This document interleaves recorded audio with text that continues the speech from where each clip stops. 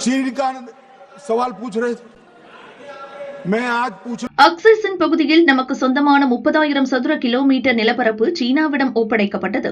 அந்த பகுதியில் ஒரு புல் பூண்டு கூட முளைக்காது. அதை வைத்துக் கொண்டு என்ன செய்வது என அப்போதைய பிரதமர் நேரு கூறினார். நேருவின் தலையும் என் தலையைப் போலத்தான் இருக்கும். அப்படியானால் உங்கள் தலையிலும் ஒரு முடி கூட இல்லை. அதற்காக உங்கள் தலையையும் சீனாவிடம் ஒப்படைத்து விடலாமா என்ன என நேருவை சுதந்திர போராட்ட வீரர் மகாவீர் பிரசாத் தியாகி கேட்டார். நாட்டின் பாதுகாப்பு பற்றிய கேள்விக்கு அப்போதைய ஆட்சியாளர்களின் பதில் இப்படித்தான் இருந்தது.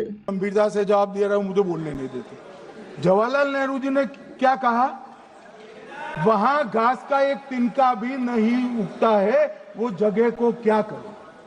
तो एक संसद सदस्य ने नेहरू जी का सर मेरे जैसा था। महावीर प्रसाद त्यागी जी ने कहा कि आपके सर पर भी एक बाल नहीं, वो चीन बेच दे क्या?